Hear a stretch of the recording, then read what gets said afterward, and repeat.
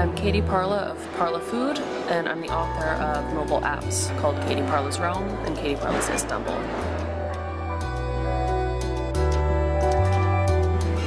I've been blogging for about 7 years, and my first blog was a culture blog. I wrote about everything: food, wine, archaeology, architecture.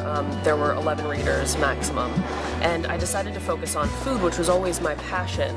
And then I founded Parla Food in 2009. And since really choosing to focus on the enogastronomic aspects of my life, I've established a pretty significant following. And I think the ideas that I put forth really resonate with readers. The idea that Rome is a place where you can eat very badly or very well, depending on your level of preparation.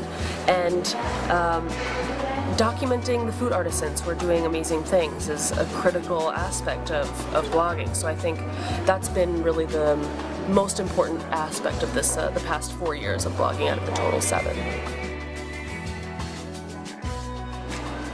Only occasionally do I write really personal posts. A lot of them are dedicated to praising who's doing really amazing food or condemning who's doing terrible food. And I have a few popular articles that criticize the worst of Rome.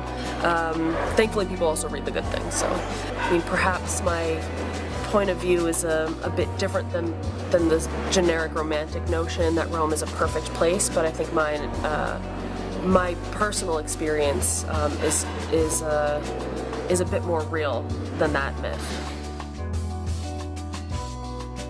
My apps, Katie Parla's Rome, Katie Parla's Istanbul, and the soon-to-be-released Katie Parla's London, supplement the blog. So they are more straightforward reviews, curated selections of places to eat, drink, and shop for food in those 3 cities. They all work offline, so most of the users are US-based, and so because all of the data is available offline, people don't have to pay those exorbitant roaming charges. And in addition to the curated content, you also get all sorts of like GPS functions.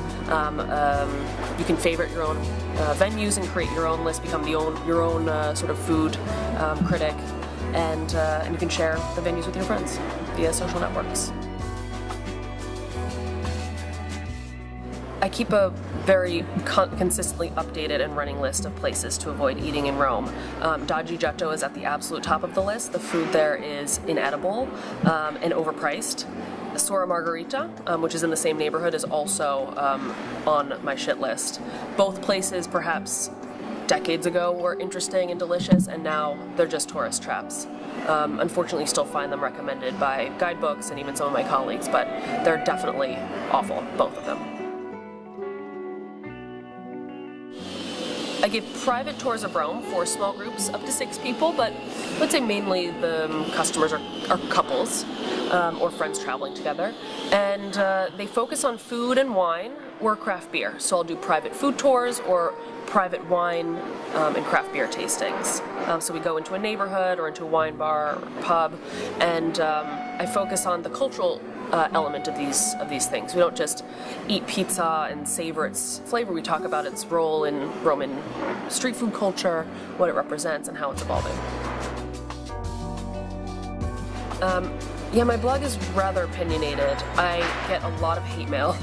I get a lot of really sick emails from people. I get a lot of trolls. I kind of like this because if people are antagonized by the things that you're writing, that means that you're writing something that might actually be important. And people often say that food is just food, and it's not just food. It's culture, it's flavor, it's history. It's all of these things tied up together, and it really is a mirror of what's going on in this culture. So when I criticize a place or a chef or criticize a winemaker, I mean it, and it's not a gratuitous statement. It's something that really comes from my professional judgment, and that angers people, and that can be a good thing.